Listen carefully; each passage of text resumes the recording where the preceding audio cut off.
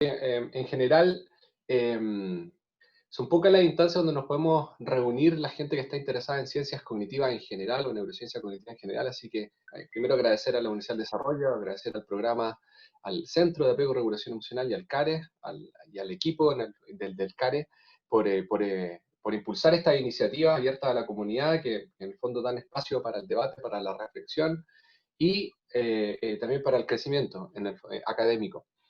En primer lugar, bueno, agradecer a Sebastián eh, por participar, por querer participar y estar dispuesto a participar. Sebastián, les cuento, es filósofo, es licenciado en filosofía de la Universidad de los Andes, tiene un máster en metafísica y filosofía de la mente, ¿cierto?, en la Universidad de Glasgow, y también es doctor de University College London en filosofía, también en filosofía. Sus áreas de investigación son la filosofía de la mente, con especialidad en percepción, eh, la epistemología, la metafísica y la historia de la filosofía moderna. Bien, como les comentaba, para mí es importante tener esta instancia de reflexión con cientistas cognitivos, con filósofos de la mente, con filósofos de la psicología, con metodólogos, que nos puedan abrir caminos, a veces no en el tópico en particular que estamos todos los días en el laboratorio investigando, sino también abrir otro horizonte a otras preguntas que puedan interesar y puedan, en el fondo, encaminarnos en otra dirección. Así que muy contento, gracias Sebastián, y cuando tú quieras. Muchísimas gracias, Gabriel. También muchísimas gracias, María Jesús, por todas las gestiones organizando este evento. Y finalmente, pero no menos importante, también muchas gracias a los y a las participantes. Esta es una época particularmente, aparte de las dificultades que supone el coronavirus, también es una época bastante tensionada por el final del semestre, por el trabajo que tenemos, en fin, así que se aprecia muchísimo. Soy súper consciente del esfuerzo que están haciendo por dedicar un par de horas de su tiempo esta tarde para escucharme a mí, así que en serio, muchísimas gracias por eso. Como Gabriel también comentaba, yo vengo realmente del ámbito de la filosofía. Mi formación es completamente de filósofo y en ese sentido siempre al armar una presentación de este tipo para una audiencia interdisciplinar tengo que tener en cuenta los desafíos metodológicos y también temáticos que pueden existir. O sea, todos sabemos, incluso dentro de nuestras propias disciplinas, cómo a veces es difícil entenderse, ni siquiera por diferencias de opinión, sino que solamente por las distintas herramientas metodológicas que se usan, la terminología que se usa. Así que he tratado de tener eso en mente al proponer el tema de conversación de esta sesión. Y bueno, haré lo mejor para tratar de ser lo menos técnico posible. O sea, usar la menor cantidad de tecnicismo filosófico posible para poder hacer los puentes relevantes.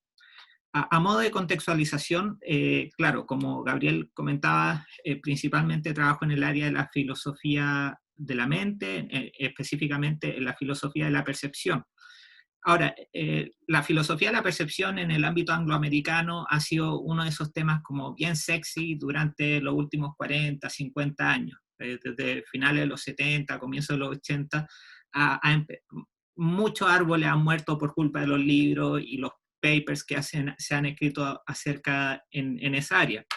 Y dos tipos de preguntas en los cuales se ha concentrado la mayor parte de la discusión tienen que ver con lo siguiente. Primero, en primer lugar, el tema de discusión en ese ámbito disciplinar, en el ámbito de la filosofía de la percepción, es el fenómeno de la experiencia perceptiva consciente.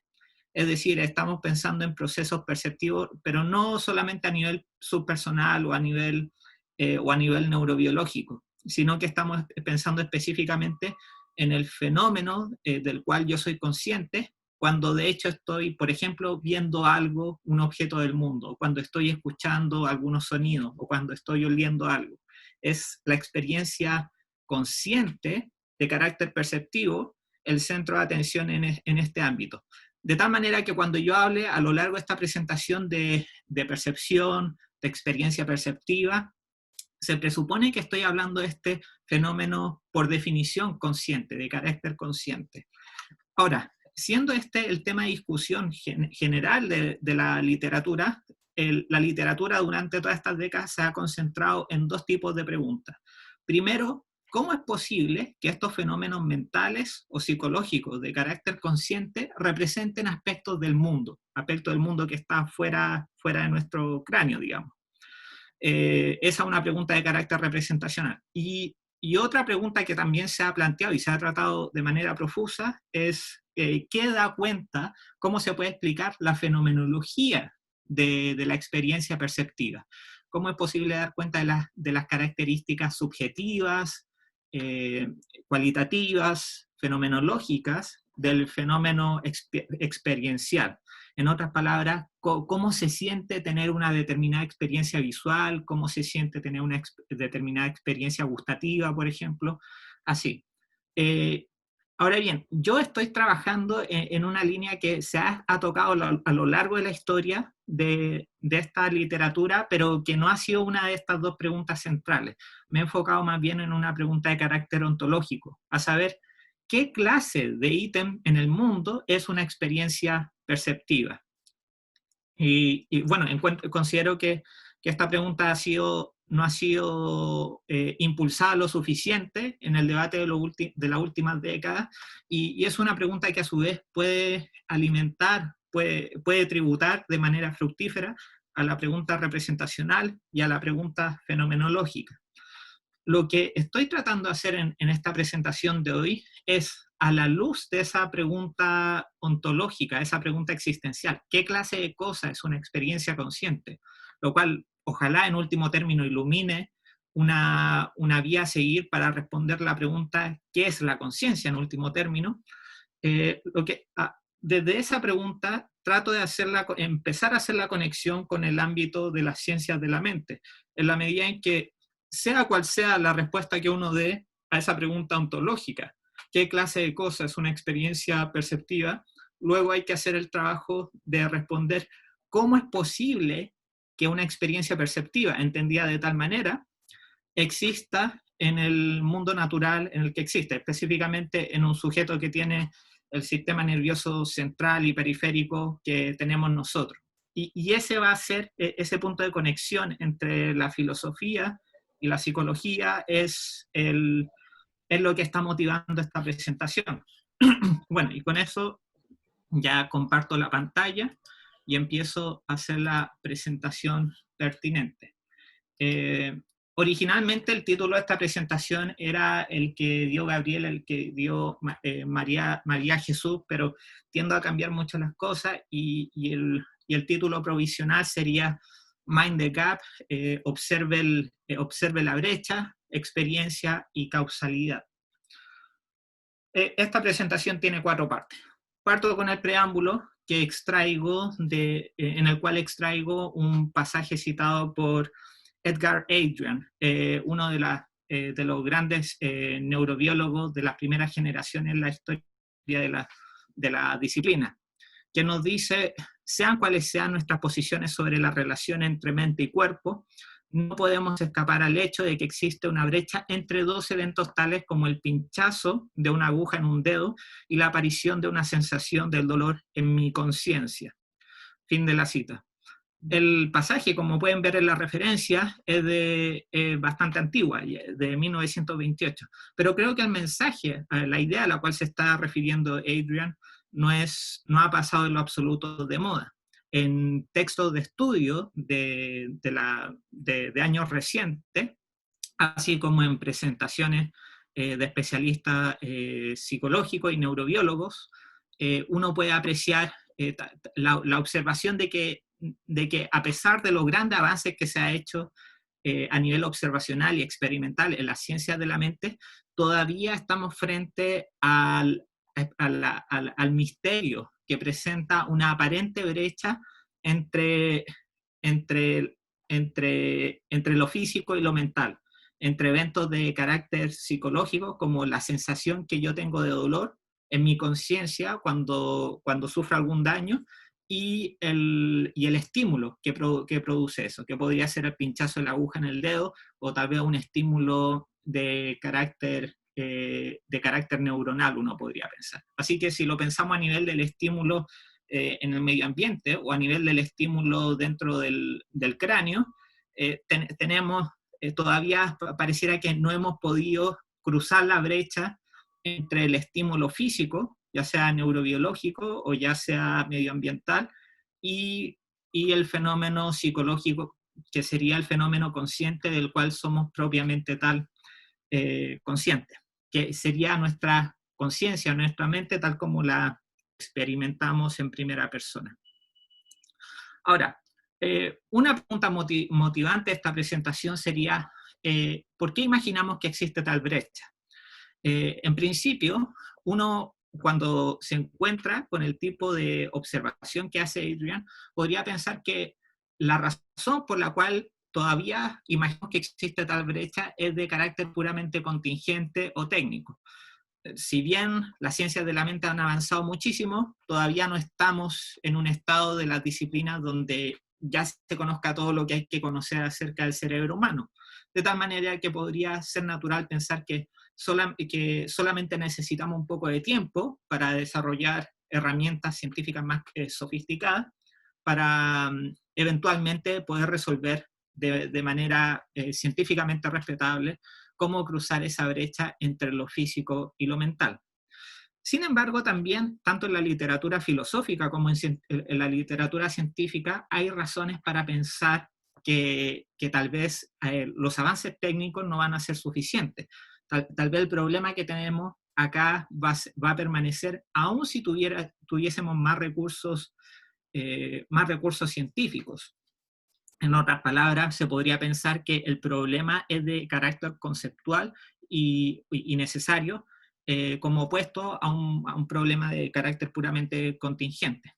Un tipo de consideración que se aduce, que se trae a colación, perdón, para pensar de esta manera, para pensar que el problema es más serio, de que no es solamente un problema técnico, sino un problema conceptual, tiene que ver con la vieja idea de que las correlaciones no implican causalidad, de que todo lo que nos muestra, por ejemplo, los estudios neurobiológicos acerca del cerebro humano, solo podrán establecer correlaciones entre eventos neuronales y eventos a nivel personal de carácter consciente. Pero nunca va a ser posible establecer cómo exactamente se relacionan causalmente una cosa con la otra. Esto es importantísimo cuando ya traemos la causalidad a colación, porque se tiende a pensar en la literatura filosófica y científica que el carácter, que un fenómeno va a ser suficientemente explicado en la medida en que podamos representar el rol causal que tiene ese fenómeno dentro del mundo. Así que cuando estamos pensando en causalidad acá, tienen que pensar también en algo casi equivalente con explicación, porque en la medida en que podamos dilucidar el rol causal de algo, también estamos dando una explicación de ese fenómeno. Esta ha sido una concepción de la relación entre causalidad y explicación que proviene de mucho antes de la ciencia moderna, ya proviene del trabajo, por ejemplo, de Aristóteles, quien trata acerca de estos asuntos de manera muy explícita. Dicho eso, entonces, tengo dos objetivos en esta presentación. La primera es delinear una comprensión de la causalidad implícita a, esto es explicativa de, la representación de la brecha antes mencionada, la brecha de la cual hablábamos a la cual nos referíamos en el trabajo de Adrian. Esto es la brecha entre fenómenos mentales o psicológicos de carácter consciente y sus correlatos o sus bases físicas. Así que la idea es tratar, en primer lugar, decir un poquito, delinear cuál es la visión de la causalidad que da pie a esta aparente impresión de que existe tal brecha infranqueable entre lo físico y lo mental. Y en segundo lugar, y esa va a ser la parte negativa de esta presentación, mientras que la parte positiva, y esto es lo que me interesa, específicamente en el contexto de mi investigación, es ofrecer una concepción alternativa de esta representación causal en la cual no existiría esa brecha. No es solamente, acá el punto no es solamente que esta concepción alternativa nos estaría dando una respuesta al tipo de pregunta que estaría planteando Adrian, sino que bajo esta representación alternativa de la causalidad, simplemente no se abriría, no pensaríamos que debe existir una brecha que tenemos que franquear en primer lugar. Así que de alguna manera el problema no se resolvería, sino que se disuelve en su misma formulación. Tratando de desarrollar este segundo objetivo, voy a defender la siguiente hipótesis, a saber, que la relación causal entre fenómenos mentales, como por ejemplo experiencias visuales, y acá en general me enfoco en experiencias visuales, experiencias conscientes visuales, porque ha sido generalmente el foco de mi trabajo, así como de mucho trabajo filosófico sobre la percepción. Entonces la relación causal entre fenómenos mentales y su base física puede entenderse en términos de, en primer lugar, en términos de dos condiciones. En primer lugar, una distinción entre dos niveles explicativos, a saber, el consciente y el subpersonal, y dos, restricciones impuestas de abajo hacia arriba y de arriba hacia abajo entre ambos niveles, donde acá el concepto de restricciones es un concepto técnico que surge de una literatura que recurre bastante a la idea de sistemas dinámicos. Y voy a decir un poco más acerca de ese concepto técnico a medida que ya lleguemos a la sección en cuestión. Eso sería la introducción de esta presentación entonces. Entonces, en esta segunda sección me voy a referir al primer objetivo de la presentación, mostrar la representación de la causalidad que parece estar detrás de la impresión de que existe una brecha entre lo físico y lo mental que tenemos que franquear. Acá, en la medida en que estoy pensando en el fenómeno perceptivo y específicamente en el fenómeno de la percepción visual, uno puede pensar en términos amplios en lo que se conoce como el proceso perceptivo, que es decir, el proceso causal que va desde el estímulo en el medio ambiente, en este ejemplo el árbol que un observador ve, luego a partir de eso el árbol hace que cierta luz se refleje y se dirija hacia los órganos visuales del sujeto. Luego hay ciertos procesos receptivos, luego hay procesamiento neuronal y finalmente llegamos al nivel de la percepción. Estamos pasando del paso 4 al paso 5. Y generalmente cuando llegamos a ese punto, en la transición del paso 4 al paso 5, ahí es donde tenemos el problema de la brecha causal, por así decirlo, donde sabemos que, bueno, conocemos qué es lo que pasa a nivel 5, en el nivel perceptivo, porque somos conscientes de nuestros propios procesos perceptivos, y gracias a la ciencia de la mente ya tenemos cierto conocimiento de lo que pasa a nivel de procesamiento neuronal, pero no podemos encontrar el punto exacto donde se conectan estos procesamientos neuronales con los fenómenos perceptivos conscientes.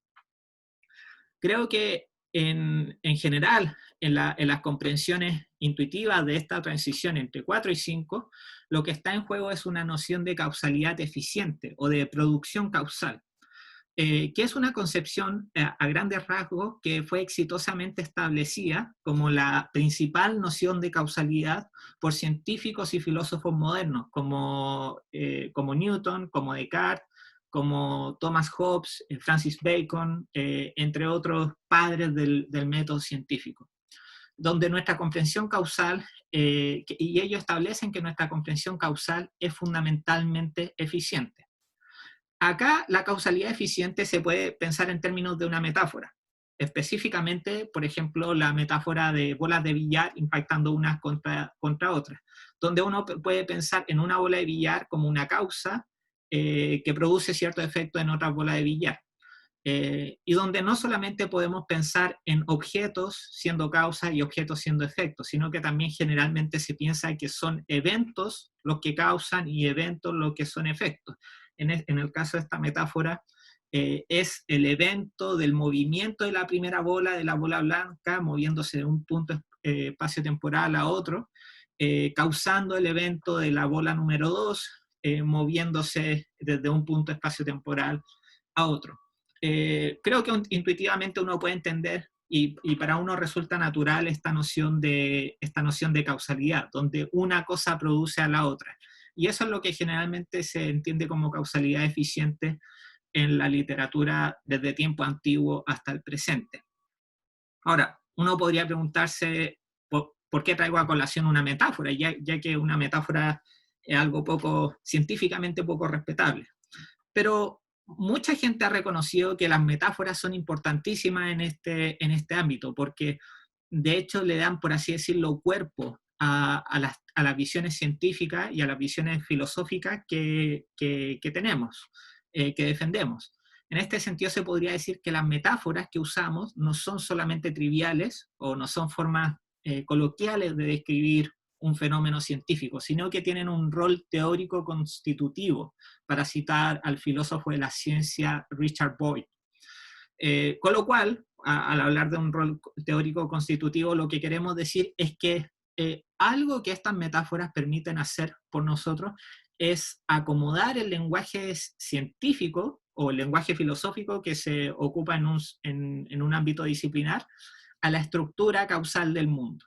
Es decir, las metáforas nos dan una imagen bastante explícita, bastante gráfica, de cómo el fenómeno que estamos tratando de explicar, o en ciencia o en filosofía, ocupa un lugar causal dentro del mundo. Y eso es importantísimo, porque en la medida en que no tengamos una idea de cómo un fenómeno puede ocupar un lugar causal en el mundo, tampoco tenemos la esperanza de empezar a desarrollar un modelo explicativo para ese fenómeno en la disciplina científica o en la disciplina filosófica en cuestión. Ahora, asumiendo esta metáfora productiva o esta metáfora de causalidad eficiente y apreciando el rol que tienen las metáforas, podemos tratar de generalizar esta noción de causalidad de la siguiente manera. Esto no lo estoy extrayendo un texto en particular, sino que es mi propia apreciación de cómo se piensa en general acerca de la causalidad eficiente. Creo que detrás de esta imagen, de esta noción, hay por lo menos dos ideas en juego. Una es que los eventos en el ámbito filosófico se llaman relata también, usando el término latín, pero acá no es importante que manejemos este término, un término más bien técnico. Los eventos causales, es decir, los eventos que son causas o los eventos que son efectos, son ontológicamente distintos unos de los otros, lo cual se puede apreciar en el simple hecho de que generalmente una causa siempre viene antes, temporalmente previa al efecto. Uno puede hacer una distinción tal vez numérica o por lo menos existencial entre las cosas que son causa y las cosas que son efecto. De alguna manera, algo no puede ser causa de sí mismo. Esa es una idea bastante...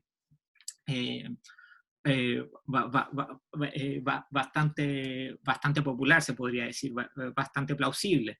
Y se relaciona con este punto, que los eventos causales relevantes son existencialmente o numéricamente separables. Y el segundo supuesto es que los eventos, los relatos en cuestión deben ser, aun si en términos sumamente generales, categorialmente homogéneos. Con lo cual quiero decir, de manera muy cruda, algo así como lo siguiente, que para que algo pueda relacionarse causalmente con otra cosa, pensando aquí en causalidad eficiente, tienen que ser, en términos generales, cosas del mismo conjunto, de la misma categoría. Por ejemplo, tú no puedes tener una relación de causalidad eficiente entre un color, por ejemplo, y un número, tal vez. Esa sería una propuesta bastante extravagante que tal vez podríamos encontrar en un texto de Lewis Carroll o algo por el estilo, sino que generalmente si hay relaciones causales, tenemos que pensar en esas relaciones en términos de objetos que son categorialmente similares o categorialmente homogéneos. En el ámbito general de la ciencia y de la filosofía, esto no es tan problemático, porque se piensa que en la medida en que las cosas que existen en el espacio y en el tiempo, entonces ya son, en un sentido bastante general, categorialmente homogéneas, en la medida en que todas las cosas que pueden ser causa o efecto son espacio-temporales, o son espaciales o son temporales. Estos serían un par de supuestos que por lo menos creo que están a la base de la noción de causalidad que planteamos. Ahora bien, el problema con estos supuestos es que precisamente generan la brecha que comenté al comienzo de esta presentación. Generan, es decir, la pregunta, ¿cómo es posible que eventos mentales, esto es, eventos subjetivos introspectivamente accesibles, los eventos a los cuales nosotros tenemos acceso a través de nuestra introspección, aquellos de los cuales podemos reflexionar en la medida en que son eventos conscientes, ¿cómo es posible que eventos causales estén causalmente relacionados a eventos objetivos públicamente accesibles, como por ejemplo procesos y estados neuronales, donde hay que tener en cuenta que nosotros mismos no tenemos acceso inmediato, acceso introspectivo a nuestros propios estados neuronales? Sí tenemos acceso a nuestra propia experiencia visuales, por ejemplo, pero no a los eventos del sistema nervioso, del córtex primario visual, gracias a los cuales existen estos estados mentales. Y esta pregunta surge, me parece, en la medida en que pensamos que los eventos que son causa y efecto relevantes son en principio numérica u ontológicamente separables, y bueno, y de tal manera sentamos el precedente de que si es que lo estamos separando, debe haber alguna forma luego de conectarlo. De alguna manera, el esquema, la metáfora de causalidad que estamos utilizando ya predispone las cosas para que tengamos que hacer este tipo de preguntas, que acá lo presento como un problema cartesiano, pensando en que esta visión de la causalidad fue particularmente agudo para el filósofo René Descartes, que mencioné antes junto a Newton. Pero nada depende de eso. Ok, esta entonces es la formulación de la representación causal que creo que está detrás de la formulación de esta brecha explicativa o causal entre lo físico y lo mental con la cual partimos. Con lo cual espero haber delineado un poco el contenido del primer objetivo de esta presentación. Ahora paso al segundo objetivo, donde ya quiero hacer una contribución más positiva, donde quiero delinear una representación alternativa que no dé pie a esa brecha. Para poder hacer esto, sin embargo, es necesario decir un poco más acerca de cómo estamos entendiendo precisamente un fenómeno mental como, por ejemplo, una experiencia visual o una experiencia perceptiva en general. Y recuerden que esto viene de las observaciones contextuales que estaba haciendo inicialmente, en las cuales comentaba que esta investigación proviene de un interés no en una pregunta representacional o una pregunta fenomenológica sobre experiencias perceptivas, sino en la pregunta ¿qué clase de cosa es una experiencia perceptiva? Es decir, una pregunta de carácter más bien ontológico. Entonces, quiero delinear un poco, no va a ser una respuesta exhaustiva a la pregunta ¿qué es una experiencia perceptiva?, pero voy a delinear un poco una línea de posición general que de alguna manera se conecta con trabajo que he hecho anteriormente, y luego voy a tratar de conectar esa concepción ontológica de las experiencias perceptivas con la visión causal, la representación causal alternativa que voy a desplegar en la siguiente y última sección.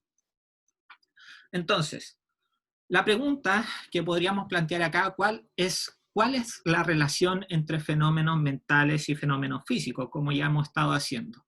¿Cabe hacer una separación ontológica entre ambos tipos de elementos causales, como sugiere la metáfora detrás de la noción de causalidad eficiente? Lo que queremos acá, la respuesta que queremos a estas preguntas, sin todavía dar la respuesta misma, las cosas que estamos deseando acá obtener, es una representación de experiencias perceptivas que cumpla con dos condiciones. Primero, que sea capaz de preservar la distinción entre fenómenos mentales subjetivos y sus bases físicas. Y esta es una condición que llamo separación. Con lo cual quiero decir que, bueno, sea cual sea la respuesta que uno dé a la pregunta ontológica, hay que mantener la intuición de que cuando yo hablo de las cosas que veo como un cristiano común y corriente, no estoy hablando de la misma manera en que tal vez un neurobiólogo está hablando en el laboratorio cuando se está refiriendo a lo que pasa en el sistema visual de un individuo. Esa es una primera condición. Y la segunda condición es que esta representación sea capaz de enfatizar la íntima relación entre ambos niveles. Y esta condición la titulo conexión. Así que, de alguna manera, lo que estamos tratando de obtener acá, la representación que estamos tratando de obtener acá, es algo bastante, de alguna manera, romántico. Es como que queremos apreciar cómo dos cosas son distintas, pero al mismo tiempo no, están juntas también. Así que a veces es bueno pensarlo en esos términos un poco más románticos, pero precisamente ese es un poco el dilema que tenemos acá. ¿Cómo podemos rescatar una conexión conceptual casi necesaria entre fenómenos conscientes y sus bases físicas, pero al mismo tiempo también reconocer que de hecho no podemos colapsar a ambos niveles de discurso? Acá, como para tratar de obtener una representación que cumpla con estas condiciones, con las condiciones de separación y conexión, hago lo que de manera bastante común he hecho en mi trabajo, que es recurrir al filósofo austriaco Ludwig Wittgenstein, que siempre tiene algo interesante que decir al respecto. Acá cito un pequeño pasaje bastante famoso de las investigaciones filosóficas, el segundo gran trabajo filosófico de Wittgenstein, donde él reflexiona sobre distintos aspectos de nuestra psicología y de nuestro lenguaje psicológico. Específicamente, Wittgenstein nos dice en el párrafo 281, solo de un organismo humano viviente y de lo que se asemeja a o comporta como, y acá yo enfaticé el comporta como, un organismo humano viviente, uno puede decir, tiene sensaciones, ve, es ciego, es sordo, es consciente, es consciente o inconsciente. Fin de la cita. Es decir, en términos generales, lo que está pasando acá es que Wittgenstein está reflexionando en la manera en cómo no solamente la gente comúnmente, sino está reflexionando acerca de cómo funciona en general cierta categoría de conceptos, que en particular lo que le interesa son los conceptos psicológicos, los conceptos de sensaciones, de percepción, de razonamiento, etc. Y algo que está observando en este pasaje es que generalmente estos conceptos se le atribuyen a un organismo viviente como nosotros, o al menos suficientemente similar a nosotros. ¿Similar en qué sentido? Y ahí es donde lo que está en paréntesis es bastante relevante, a saber que se comporte como nosotros. En otras palabras, lo que está pasando acá es que Wittgenstein está sugiriendo, y esta es una idea que se ha rescatado tanto en la filosofía como en la psicología contemporánea, especialmente en la escuela conductista, lo que él está rescatando es que existe una íntima relación conceptual entre fenómenos de nuestra vida psicológica y sus manifestaciones conductuales. En realidad no podemos hacer una separación estricta entre fenómenos mentales y conducta. Eso es lo que está sugiriendo de manera un poco más exótica acá. Entonces, la atribución de predicados mentales depende crucialmente del tipo de comportamiento que el sujeto de tales predicados puede exhibir. Eso es lo que, en términos generales, Wittgenstein parece estar sugiriendo. Y también, añadiendo a eso, el comportamiento de un organismo viviente es relevante aquí no como evidencia de la existencia de fenómenos mentales, sino como una dimensión constitutiva de tales fenómenos. Con lo cual, se está tratando de especificar un poco más lo que se quiere decir con esta conexión íntima entre fenómeno psicológico consciente y conducta. Acá el punto, y este es un ejemplo que se usa muy a menudo en la literatura wittgensteiniana, el punto no sería que, por ejemplo, la expresión facial de una persona sería mera evidencia o sería un signo externo de que esa persona tal vez está feliz, sino que si asumimos que la persona está contenta y tiene una determinada expresión facial, el punto acá es que esa expresión facial es parte de en qué consiste estar contento.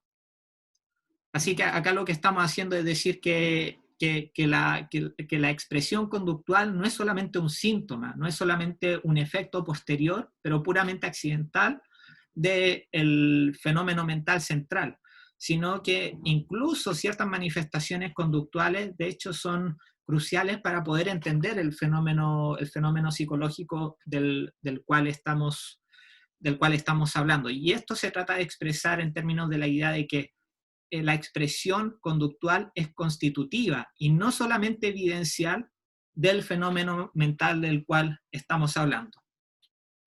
Acá voy a seguir usando la noción de constitución de una manera bastante casual. No me voy a estar metiendo en la cueva del conejo, que son las teorías de la constitución. Y hay mucha literatura sobre eso en filosofía. Acá solo para dar un par de ejemplos, para identificar ostensivamente, por así decirlo, lo que quiero decir por constitución, doy un par de ejemplos coloquiales. Por ejemplo, las moléculas organizadas en cierta estructura constituyen una porción de agua, que tiene cierto nivel de temperatura según cómo se estén relacionando estas moléculas. Allí tendríamos un ejemplo clásico y bien parroquial de constitución. La idea de que ciertos materiales, por ejemplo, madera, plástico, etc., bueno, generalmente si algo IKEA tiende a ser plástico, constituye una silla. Ahí tenemos otro ejemplo también de constitución, pero en el caso de un artefacto. Y dejo hasta ahí esa noción de constitución. Ahora, ¿cómo una visión de estado psicológico como experiencias perceptivas entendidas tal como está sugiriendo Wittgenstein podría darnos el tipo de representación de un estado, de un fenómeno psicológico que cumpla con las condiciones de separación y de conexión? En relación a la condición de separación, a diferencia de la individuación de eventos, estados y mecanismos subpersonales, en general eventos, estados y mecanismos físicos, la individuación de fenómenos mentales o psicológicos de carácter consciente está conceptualmente conectada a las manifestaciones neurobiológicas y conductuales de los fenómenos. Acá, si bien ya estamos anticipando la noción de constitución y esta noción de una conexión conceptual, necesaria, también estamos apreciando de que una cosa son los elementos constituyentes, otra cosa es lo que es constituido. En la medida en que tengamos eso en vista, bueno, conservamos la separación entre lo físico y lo mental. De otra manera, estaríamos simplemente colapsando ambos niveles y estaríamos perdiendo de vista lo que estábamos tratando de explicar en primer lugar, a saber, los fenómenos psicológicos de los cuales podemos reflexionar, de los cuales somos introspectivamente conscientes. En relación a la condición de conexión, mientras tanto, bueno, acá es donde la noción de constitución es sumamente importante, porque podemos dar cuenta de la íntima relación entre el nivel físico y los fenómenos conscientes que constituyen en términos de una relación de dependencia constitutiva. Los fenómenos mentales, por ejemplo, experiencias perceptivas, en cuestión son constituidos por eventos, estados y mecanismos subpersonales. Esta entonces sería en principio la imagen, la representación de un fenómeno psicológico como una experiencia perceptiva que estoy tratando de ofrecer.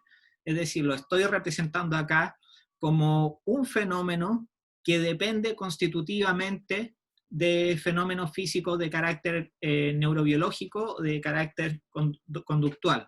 De la misma manera en que una porción de agua, por ejemplo, depende constitutivamente de ciertas moléculas microscópicas y la interacción entre diferentes moléculas microscópicas. Así que no son solamente las moléculas lo que constituye la porción de agua, sino son los procesos que se dan entre entre estas moléculas lo que constituyen algo que no es una gran molécula, por así decirlo, sino que es algo categorialmente distinto, algo que está en un nivel de discurso distinto. Ahora bien, aún si conceden que esta es una visión por lo menos sensata, o sea, si no totalmente correcta, sino plausible por lo menos de cómo hemos de entender estos eventos psicológicos, todavía queda, bueno, hay muchas preguntas, pero un desafío importante que se abre frente a nosotros es cómo puede esta representación de fenómenos mentales ser integrada a la estructura causal del mundo. Y con esto ya estamos volviendo a los temas que explorábamos en las primeras dos secciones de esta presentación. Un fenómeno se puede dilucidar, se puede explicar científica o filosóficamente en la medida en que tenga un lugar dentro de la compleja red causal del mundo, de la realidad. ¿Cómo podemos localizar, por así decirlo, en esta red causal a los fenómenos psicológicos de los cuales estoy hablando, si se entienden tal como lo he estado describiendo, siguiendo el pasaje, siguiendo esta inspiración wittgensteiniana que desarrollé en esta sección? ¿Cómo podemos legitimar causal o explicativamente entonces estos fenómenos psicológicos, entendidos tal como los describí anteriormente en términos de la noción de constitución? Y acá llegamos a la última sección de esta presentación, donde ya tengo que encargarme del segundo objetivo de la presentación y donde también trato de desplegar la hipótesis que enuncié inicialmente, como respuesta a esa segunda hipótesis.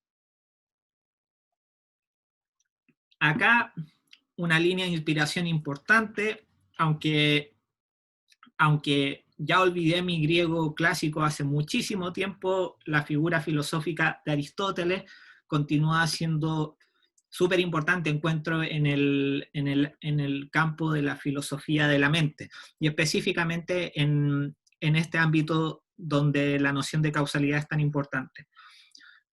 En la filosofía y la ciencia moderna, cuando se toma la noción de causalidad eficiente como el principal elemento causal relevante a la explicación científica o la explicación filosófica, no se está reduciendo, de hecho, la noción de causalidad, sino que se está achicando nuestro horizonte de nociones causales, porque hasta ese entonces existía una plataforma de nociones causales mucho más ricas que la sola noción de causalidad eficiente.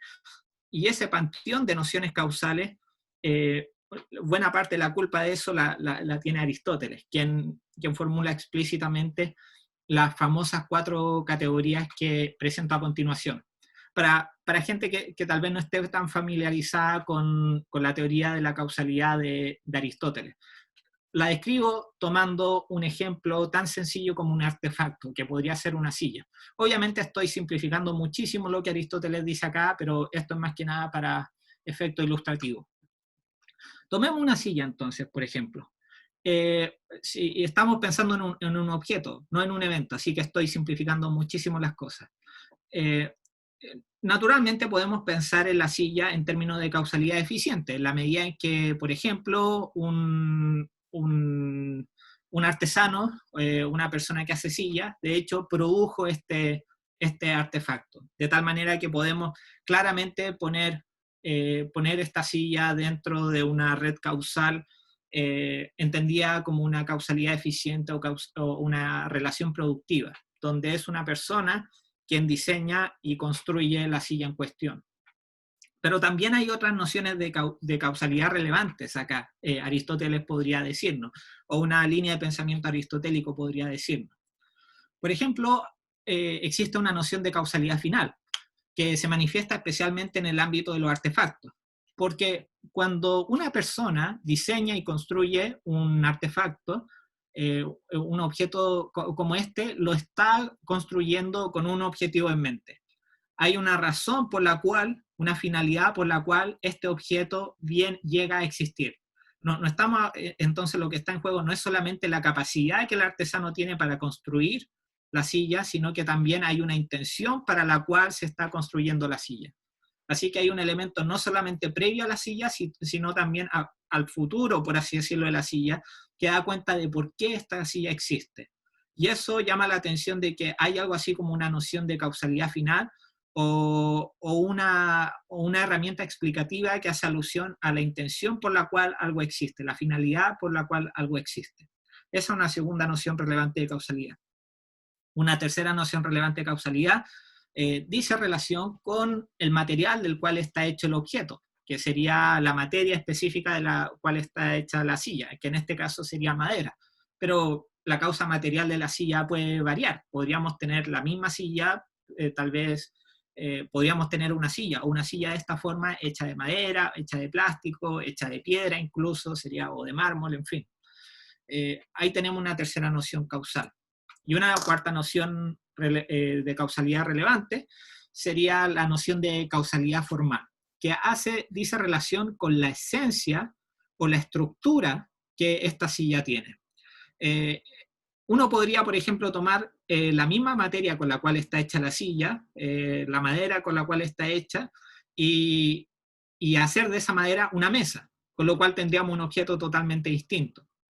De tal manera que uno puede conservar de alguna manera la materia, pero cambiar la forma, cambiar la estructura, cambiar la esencia del objeto que esto en último término va a ser. Aristóteles entonces, cuando está pensando acerca del método científico y acerca de cómo hacer filosofía o ciencia, y está pensando en la noción de explicación, está pensando en esa noción de manera mucho más enriquecida, porque tiene a su disposición estas cuatro herramientas causales, estas cuatro nociones de causalidad que se asocian con diferentes tipos de explicación, con diferentes principios explicativos. En el contexto presente de la noción de experiencia, de una experiencia consciente, una experiencia perceptiva que he estado desarrollando, la noción de causalidad formal y su contraparte de causalidad material es sumamente importante, porque de alguna manera se ajustan bastante bien las unas a las otras. En línea aristotélica, uno podría pensar efectivamente acerca de fenómenos mentales y sus bases físicas en términos de una conexión causal. No tenemos que cancelar esa noción básica. Así que para tratar de combatir la apariencia de que existe una brecha entre lo físico y lo mental, no tenemos que renunciar a la idea de que existe una conexión causal entre ambas. Pero aquí viene el detalle. Esta conexión causal no es de carácter eficiente, no es de carácter productivo, como se ha pensado desde la ciencia y la filosofía moderna, sino que se piensa en términos más bien de causalidad formal y causalidad material.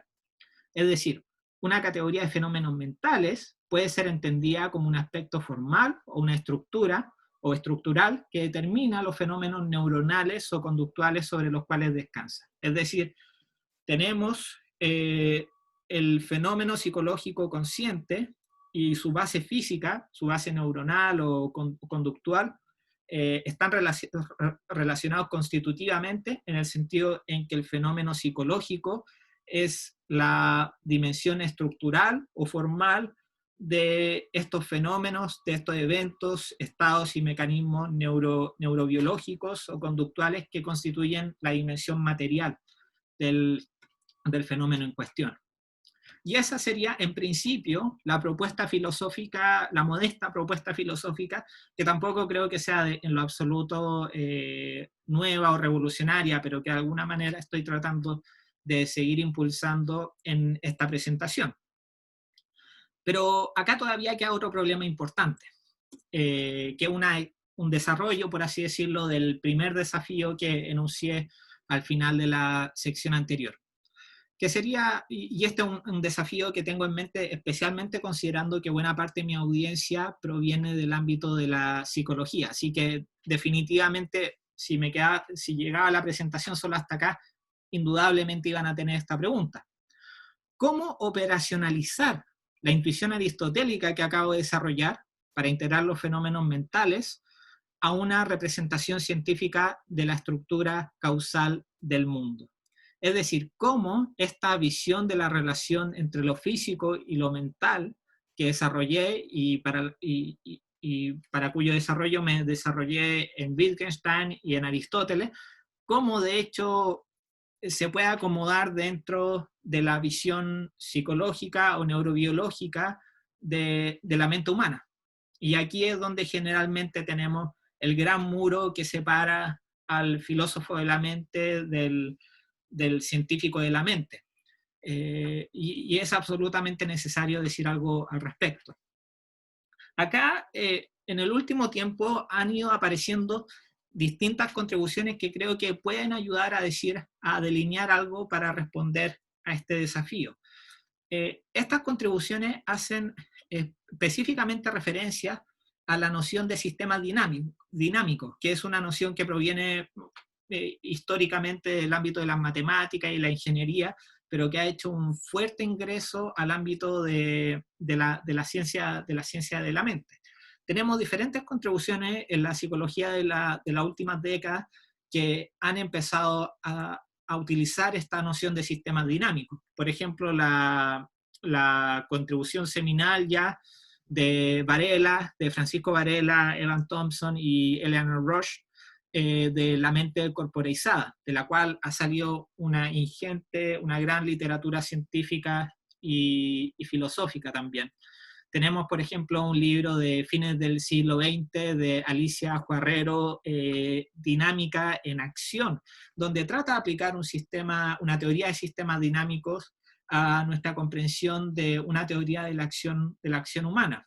Así que, mientras que Varela, Roche y Thompson exploran más bien el ámbito de la conciencia humana, Juarrero es una especie de contraparte práctica o agencial del mismo tipo de proyectos. Tenemos recientemente, por ejemplo, en el año 2017, un trabajo de Ramón Castillo de la Universidad de Talca que desarrolla una visión de las creencias en términos de sistemas dinámicos también. Ha hecho un trabajo bien interesante al respecto, pero explícitamente muestra sus credenciales filosóficas, por así decirlo, en este trabajo, que encuentro que vale la pena leer. Y también del mismo año tenemos un trabajo como Vía Sensoriomotora de Di Paolo, Burman y Barandiarán, donde tratan de dar una visión general de la vía sensoriomotora a un sujeto en términos de sistemas dinámicos. Ahora, la idea de sistemas dinámicos, y trato de decir muy poco al respecto, porque por honor al tiempo, básicamente es un tipo de propuesta que se separa de la ortodoxia cognitivista que ha dominado la literatura psicológica por lo menos desde los años 70. Estoy pensando en contribuciones como la de David Marr en su teoría de la visión, por ejemplo, que fue tan influyente, donde generalmente se trata de entender diferentes aspectos de la cognición humana en términos de la producción y la manipulación de estados representacionales discretos, donde, por así decirlo, tratamos de dar cuenta de distintos aspectos de la cognición humana en términos de estas unidades que son distintos estados representacionales, es decir, que contienen información y cómo interactúan entre sí y cómo la información se va convirtiendo. Una teoría de sistemas dinámicos, mientras tanto, va a poner mucho más acento, va a tomar como primario no los estados representacionales que constituyen estos sistemas cognitivos, sino que va a tomar los sistemas globales como primarios a una explicación de diferentes aspectos de la cognición humana. Y esto puede suceder ya sea a nivel específico neurobiológico, o se puede pensar en sistemas dinámicos en términos de la interacción del sujeto con el medio ambiente, como hace, por ejemplo, Di Paolo, Barandiarán y Burman. Acá tenía una cita para dar un poco más el sabor de esta noción de sistemas dinámicos, pero me lo voy a saltar para entrar directamente a la noción de una restricción que hace su aparición en este tipo, precisamente en esta tradición literaria. Específicamente me refiero acá al trabajo de Alicia Juarrero, que si bien está desarrollando una teoría de la acción en términos radicales o dinamicistas o en activistas, y no una teoría de estados conscientes, para mí ha sido, ha sido muy influyente en el desarrollo de la línea de pensamiento que estoy desarrollando en esta presentación. Para definir entonces una restricción tal como la define Guerrero, una restricción es una propiedad relacional que un conjunto de partes adquiere cuando dichas partes están unificadas, no simplemente agregadas en un todo sistemático.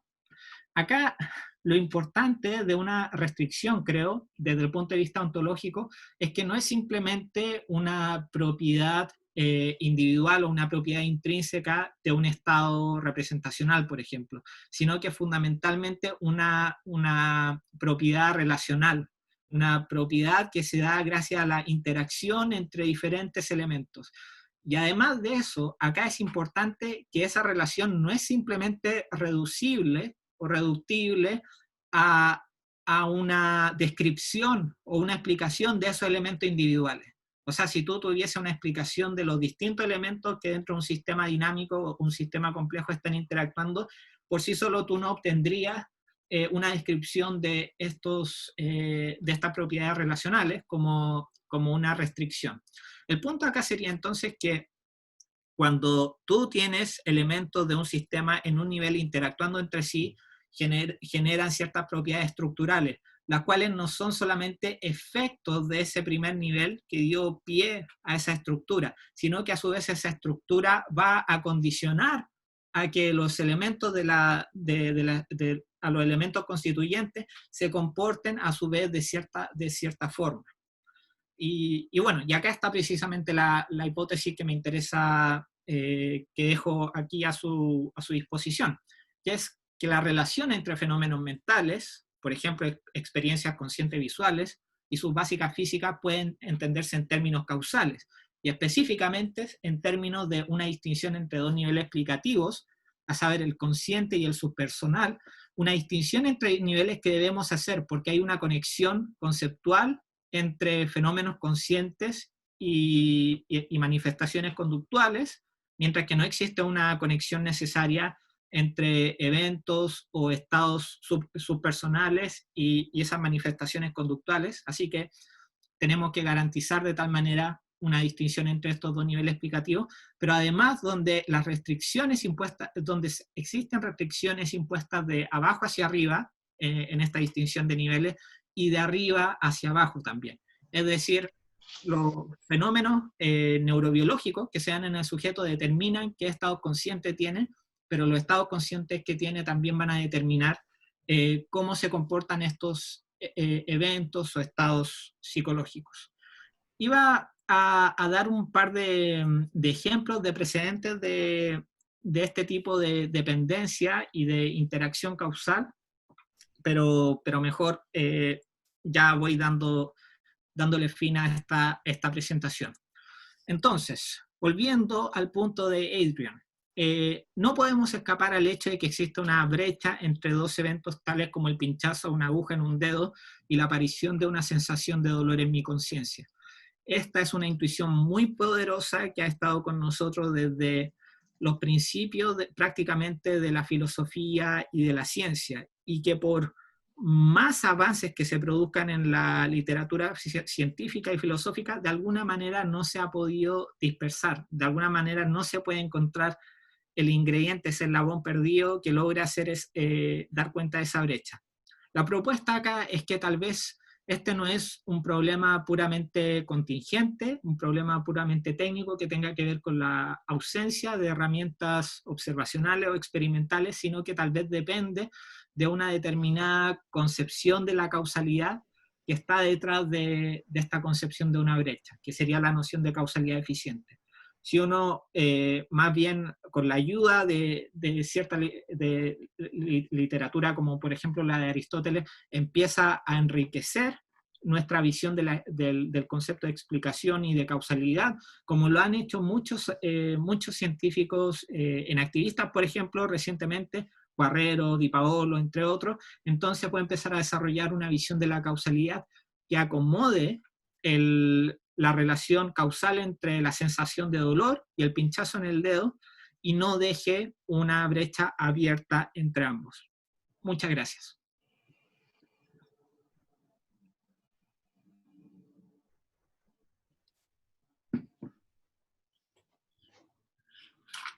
Muchas gracias, Sebastián. Ahora dejamos abierto el espacio para las preguntas. Hasta ahora veo una pregunta en la sección de preguntas que dice, que de nuestro alumno Cristian Cortés, que pregunta si es que la brecha entre el cuerpo y mente sería al menos temporal, debido a que los estímulos primero llegan a un receptor y luego se genera un entendimiento del fenómeno a nivel cognitivo. ¿Esa brecha temporal tiene relación con una brecha de entender el fenómeno en perspectiva? Cristian Cortés, ¿qué hace esa pregunta? ¿Cómo fue eso? ¿La leo yo de nuevo o la lees tú? No, sí, se podría leer de nuevo solo para absorber el último punto de la pregunta. Cristian Cortés pregunta, Sebastián, buenas tardes. ¿La brecha entre cuerpo y mente sería al menos temporal, debido a que los estímulos primero llegan a un receptor y luego se genera un entendimiento del fenómeno a nivel cognitivo? ¿Esa brecha temporal tiene relación con una brecha de entender el fenómeno en perspectiva? Esa es la pregunta de Cristian Cortés Rivera. Perfecto. Muchísimas gracias, Cristian, por la pregunta. Es súper interesante, pero también me trasciende un poco. Sin ser capaz de responderla realmente, pero para decir por lo menos algo al respecto. O sea, por lo menos en la literatura que conozco, claramente hay un gran interés tratando de explorar la relación entre lo físico y lo mental en términos temporales, tanto en la literatura científica como en la literatura filosófica se ha hecho un intento de establecer qué tipo de relaciones temporales tienen que existir, por ejemplo, entre el estímulo de receptores y luego y el nivel de comprensión, por ejemplo. De tal manera que esa pregunta sin duda es parte de, o sea, es relevante para el tipo de investigación que estoy tratando de impulsar acá. Ahora, tal vez no podría contestar la pregunta porque no es una pregunta, o sea, la relación a la cual me estoy refiriendo en último término no se da todavía al nivel del estímulo del receptor, por ejemplo, de estímulo a nivel de retina y a nivel de la comprensión que se da en el individuo. Porque de alguna manera la relación entre esos dos niveles todavía es demasiado general,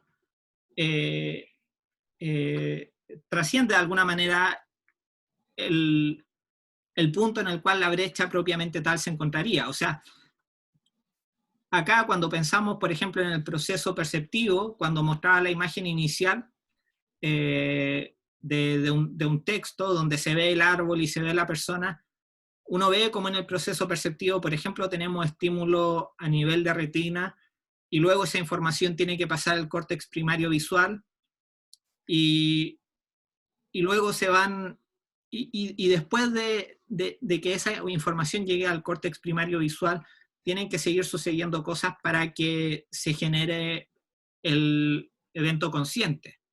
Y de hecho ni siquiera es tan obvio que el evento consciente propiamente tal se va a generar después de que la información llegue al córtex primario visual, sino que también se ha pensado, por ejemplo, cuando se hace la distinción entre canales ventrales y canales dorsales, que es precisamente gracias a la transacción de la información visual a través de ciertos tipos de canales, que la información se convierte en información consciente de alguna manera, como pues esta información que no sería consciente, pero que se utiliza a nivel de acción.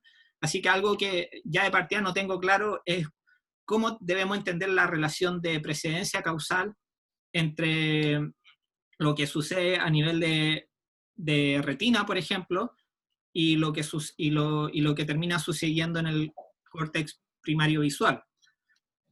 Y además la distinción, el punto que tú hiciste, considera un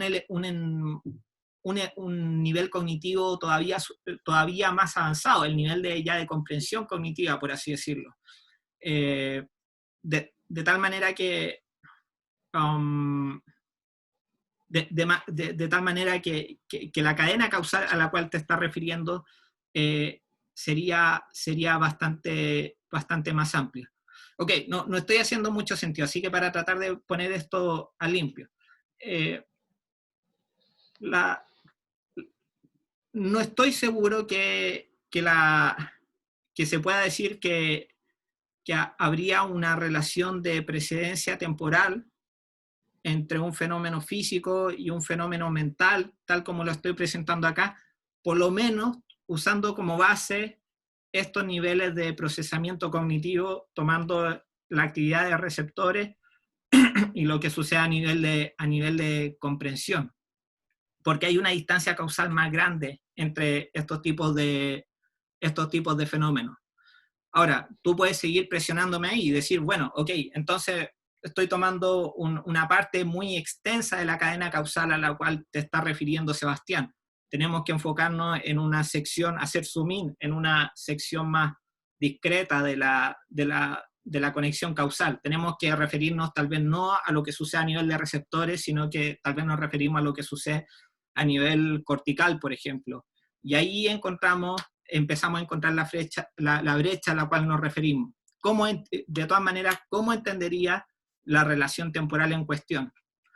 Y así que podría seguir empujando la pregunta inicial que hiciste. Y ahí la verdad es que no tengo claridad al respecto, porque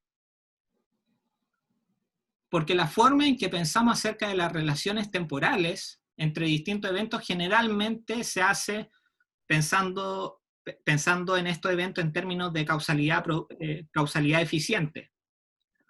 Y parte de la propuesta que estoy haciendo acá es que, bueno, en verdad esa no debería ser la noción de causalidad que deberíamos privilegiar al momento de pensar la conexión entre lo físico y lo mental, sino que deberíamos pensar en algo así como la noción de causalidad formal o de dependencia constitutiva. Y tal vez en ese ámbito no deberíamos pensar tanto en términos de prioridad o posterioridad temporal. Eso sería lo que en principio podría decir. No sé si tal vez podría decir, alguien querría decir algo más al respecto para tratar de salir de este hoyo, pero por de pronto eso sería mi respuesta. Sí.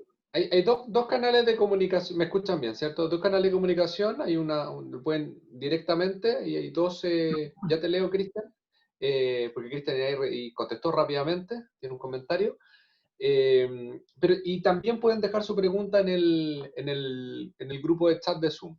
Cristian te contrapregunta, dice, entiendo, sí, es más bien, entendía desde una noción más bien de causalidad eficiente. Me gusta mucho la propuesta que señala en tu presentación, saliendo de esta noción. Muchas gracias, Sebastián. Ivo, bueno, no sé si quiere decir otro. Bien. Ivo, en el fondo, también tiene otra pregunta. Dice, ¿qué piensas de experimentos donde los cambios fisiológicos que ocurren antes en el electrocardiograma y luego en el cerebro en un electroencefalograma vinculados a estímulos visuales o perceptivos? ¿Qué piensas de aquellos experimentos donde hay cambios fisiológicos que se pueden reportar, pesquisar antes en un electrocardiograma y luego en un electroencefalograma? Ya. En el contexto de estímulos perceptivos.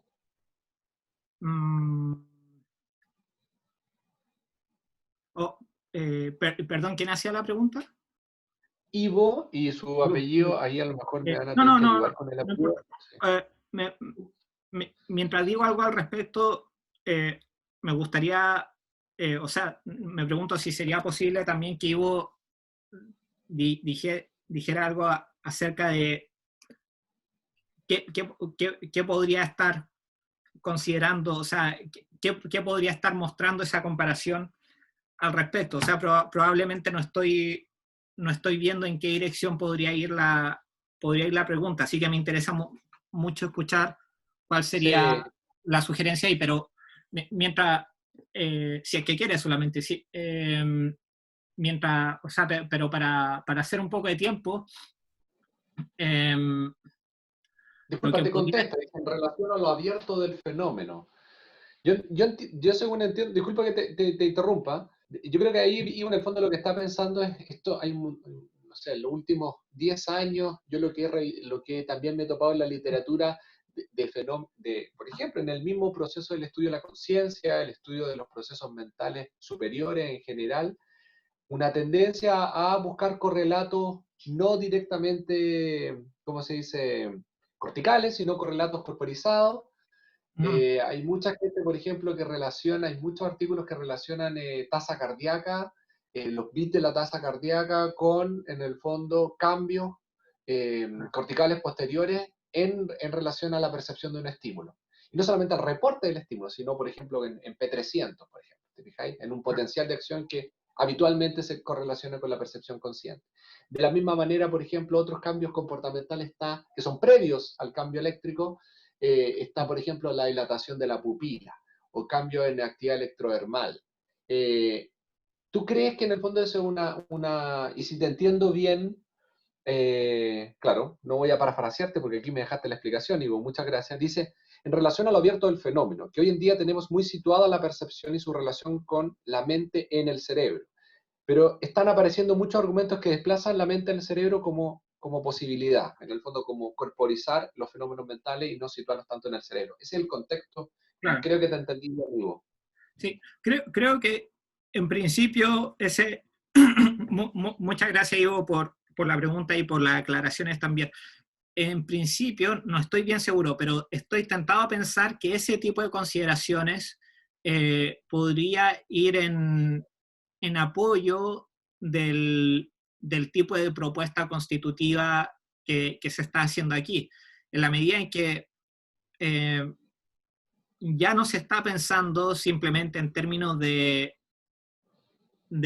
pensar, o sea, cuando se piensa en el estudio del sistema visual, por ejemplo, en términos, usando esa tecnología, no se está pensando, ok, si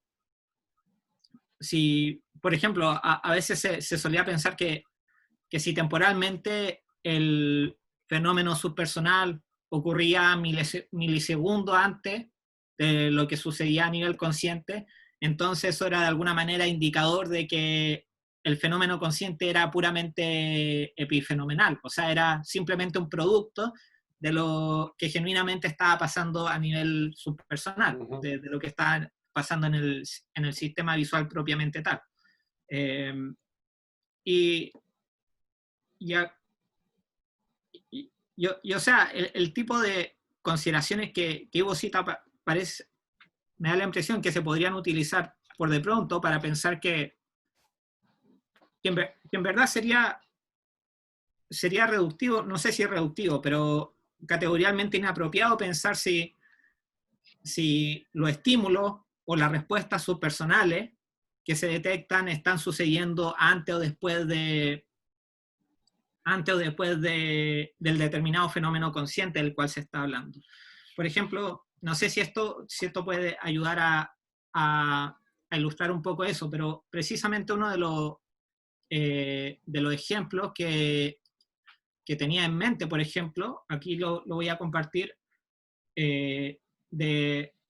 de la relación causal que podría existir entre lo físico y lo mental en términos de restricciones. Uno provenía de la neurobiología y otro proviene del ámbito del estudio de la percepción visual. Porque, por ejemplo, hay estudios donde se estudia los patrones del escaneo de movimientos sacáicos de los ojos de las personas, y claro, estamos estudiando eso en términos de los estímulos a los cuales responden los movimientos del ojo de las personas. Y parece que hay evidencia que sugiere que estos movimientos, estos patrones también responden a cuestiones como, por ejemplo, el significado que tienen las cosas. De tal manera que no se está, por así decirlo, solamente estudiando cómo diferentes estados subpersonales intercambian información entre sí, sino que se está estudiando estos fenómenos subpersonales de patrones de movimientos sacaicos en términos de las relaciones que el sujeto, que el cuerpo de la persona tiene en relación al ambiente. Y si uno lo piensa de esta manera, o sea, de tal manera que lo que obtiene a través de estas tecnologías no es algo que viene antes o después de lo que sucede a nivel de la mente consciente, sino que es algo que de alguna manera le sirve a la mente consciente y la mente consciente a su vez hace interacciones hacia abajo, hacia los fenómenos que se estudian con estas tecnologías. Entonces eso me da la impresión, parece reflejar la idea de que podemos hacer esta distinción de niveles donde lo que sucede a nivel subpersonal restringe los tipos de fenómenos mentales que podemos tener y viceversa. Los fenómenos mentales que tenemos o la forma en que el animal viviente se relaciona con el medio ambiente, a su vez tributan a los tipos de comportamientos que se pueden dar a nivel subpersonal, a nivel del sistema visual, por ejemplo. Eso sería por de pronto lo que podría decir al respecto, así el vuelo. Perfecto, muy bien. También te saludan aquí, bueno, yo estoy teniendo problemas de conexión, así que antes de que tuviera una conexión, te felicitan por presentación. Muchas personas acá. Tú puedes acceder, de hecho, al chat que está justo al costado. María Jesús, ¿estás por ahí? Sí, no, tenés que estar ahí. Sí, Yo estoy teniendo problemas de conexión, así que no puedo. Sí, ahí está. Yo no puedo ver las preguntas porque estoy con problema de conexión. Las preguntas, ¿leíste la de Yair Enríquez? Sí, hay un comentario de un estudiante que está fuera de Chile también, que sería importante. Ya, es que están agradeciendo, por eso les comento. Ah, ok. Sale solo una pregunta si se alcanza con el tiempo. ¿Con restricciones en la presentación se refiere a constraints en la literatura inglesa? Perdón, ¿podría leer la pregunta de nuevo, María Jesús? Me perdí ahí un poco. Sí, que si con restricciones en la presentación se refiere a constraints de la literatura. Sí, precisamente, sí. Super. En general están agradeciendo mucho la presentación. Había una pregunta de Juan Felipe Ramírez también. Sí, yo quiero tener la última pregunta. Sí, dale, yo creo que para ir cerrando por el tema del tiempo, Gabriel, haz tu pregunta. Okay. Sí, mi última pregunta, que en el fondo es un tópico que circunstancialmente está tocado en tu presentación y que nosotros trabajamos con hartos paradigmas experimentales en el laboratorio y que tiene que ver con el hecho de que también es importante en el estudio de la conciencia y el estudio de la percepción visual cómo los sujetos pueden introspectar ciertos contenidos mentales. Y tú sabes que yo me dedico hace años a eso. Y uno de los debates, hoy día muy encabezados muy por la universidad donde tú provienes, es si existe el acceso a los estados mentales, si existe el acceso consciente a los estados mentales por parte de ciertos animales y ciertos niños, ciertos infantes preverbales. Y eso en el fondo supone un problema metodológico, es decir, cómo abordar experimentalmente ese estudio. Estoy a ciegas porque tengo todo colapsado al computador. Tú me dices si es que se va escuchando bien. Ese es el primer problema. Si metodológicamente ves en el fondo ahí una complicación, habitualmente el estudio de la conciencia es por excelencia el estudio del autorreporte, ¿cierto? O sea, el cuestionar al sujeto, el preguntar al sujeto si puede reportar sus estados mentales, es en el fondo una piedra importante para entender conceptualmente para estudiar conceptualmente si somos o no conscientes. Pero cuando eso no es posible, ¿ok? Cuando eso no es posible, la situación se complica para un investigador, porque no puede interrogar directamente ni al animal, ni a un animal superior, ni a un infante preverbal. Entonces, de la mano de una serie de consideraciones metodológicas, surge también una línea de reflexión respecto a la conciencia animal y la conciencia perceptual en infantes, respecto a que, bueno, si los sujetos no son conscientes de sus contenidos perceptuales, ¿ok? A lo mejor lo que sí evidentemente tienen, es lo que le llaman en psicología control cognitivo, es decir, tienen un control de sus procesos de pensamiento y de acción. Lo cual ha llevado, no sé si tú te has topado con esa literatura de, por ejemplo, a Nicholas Chia, por ejemplo, a sostener de que existiría en el fondo un proceso de metacognición implícita, no consciente, subpersonal, que permite al sujeto controlar estados perceptuales y coordinarse con el entorno.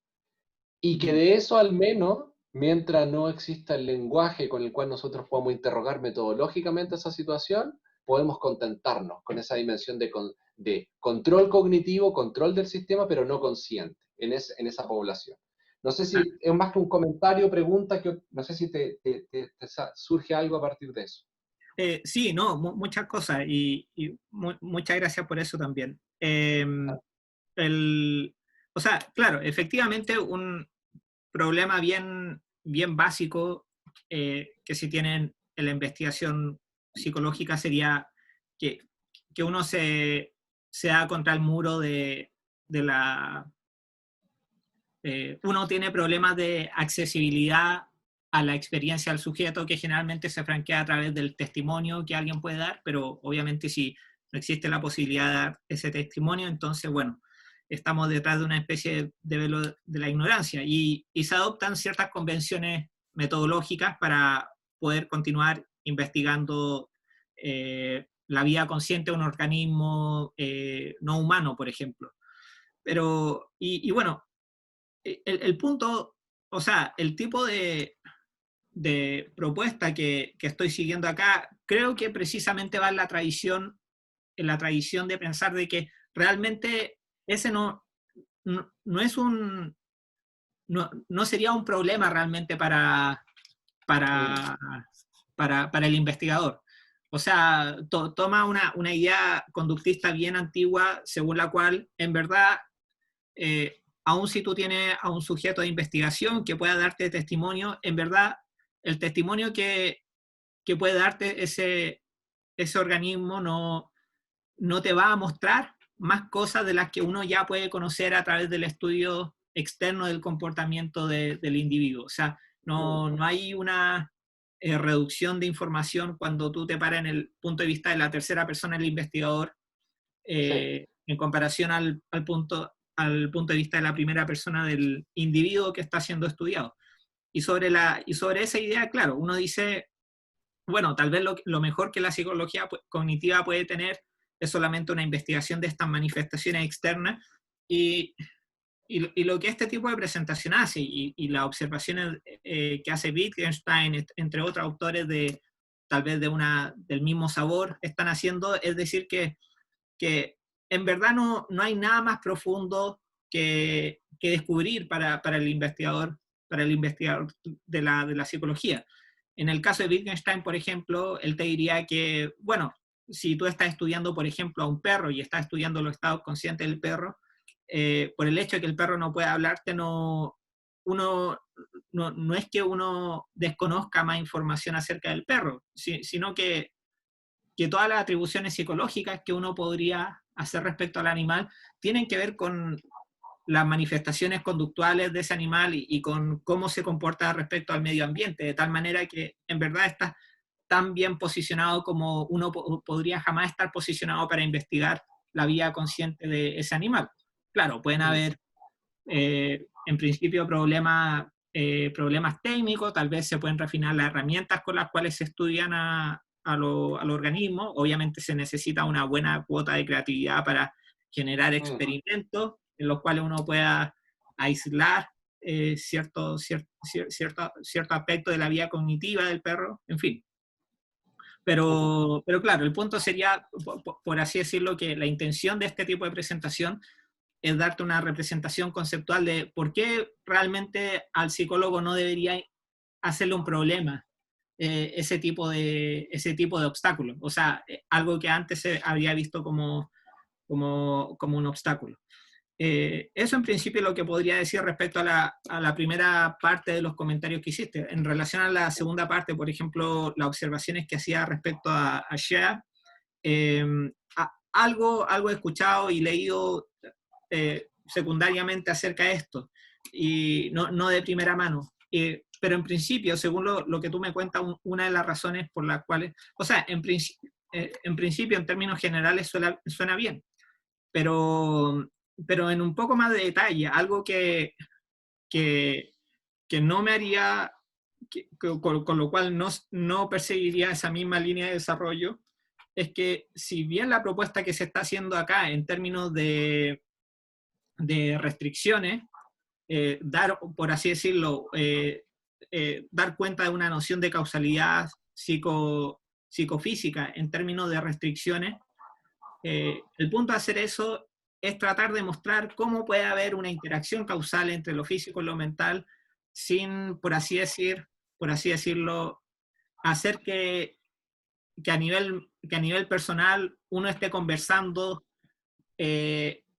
con los elementos que existen a nivel subpersonal. O sea, esa idea, por ejemplo, de que uno puede tener ciertos tipos de acceso cognitivo o ciertas formas de interacción cognitiva con lo que sucede a nivel del sistema nervioso. Tal vez a menudo es una metáfora que ayuda, pero como sugieren filósofos de línea wittgensteiniana como Peter Hacker o Maxwell Bennett, por ejemplo, esa idea de que el cerebro ve, por ejemplo, en algún sentido sería categorialmente errada, porque bueno, el cerebro sin duda hace algo que tiene que ver con el sistema visual de la persona, pero no está viendo el mundo de la misma manera en que un animal humano, o un perro, o un gato, está viendo al mundo. Y no lo está haciendo porque el cerebro no interactúa con el medio ambiente de la misma manera en que el animal viviente lo está haciendo. Y en ese sentido, lo que sea cual sea la línea de desarrollo que tome esta línea de trabajo, el punto es tratar de evitar estas atribuciones psicológicas a nivel subpersonal o entre el nivel personal y subpersonal. O sea, quisiera evitar esta idea de que yo, Sebastián, la persona, está hablando con su cerebro de alguna manera, o está interactuando cognitivamente con su cerebro. No, y de hecho tú, y me encanta porque básicamente ese es el key del asunto en esa literatura, es decir, y que en el fondo, para el título del paper se llama, bueno, si en el fondo la cuestión a nivel de titulares, en el fondo es si podemos o no inferir conciencia o metacognición o autoconciencia o introspección en el fondo en infantes, preverbales. Pero claro, en el fondo lo que tú dices en el fondo es tan atingente como para los niños preverbales como para los animales, precisamente porque el aparataje cognitivo, la arquitectura cognitiva no se relaciona de igual manera con el entorno. Y claro, y en el fondo la discusión está precisamente lo que tú dices, si es que es plausible, es correcto, cuál es el riesgo metodológico que supone hacer esa inferencia. Es decir, que en el fondo, porque los sistemas no estén maduros todavía y el sujeto no pueda lenguajear y generar el testimonio de que es consciente, podemos inferir en el fondo ciertos matices de conciencia a partir de su relación con el comportamental con el entorno. Pero bien, oye, nada, agradecerte la presentación, el rigor conceptual, siempre es grato escuchar gente que se apasione por sus temas de investigación y que se desvíe por eso, es siempre un gusto. Y a la gente que participó, ya en el fondo va quedando menos personas porque vamos cerrando ya el Zoom por una cuestión de horario. También muchas gracias muchas a los gracias, nada. participantes. Hice copy-paste de todas las preguntas en los comentarios, así que muchas gracias por todo eso. Sí, muchas Oye, gracias, muchas Sebastián, gracias. por participar del coloquio y a todos los que se conectaron esta tarde. Yo hago señas sin ver a nadie porque tengo todo el computador pegado, pero supongo que están por ahí. Muchas gracias. Gracias, Sebastián. Gracias, María Gracias, Jesús. Y Sebastián. gracias a los que pudieron participar. Gracias, Gracias. Gabriel. Chao, nos Chao, que vemos. estén bien.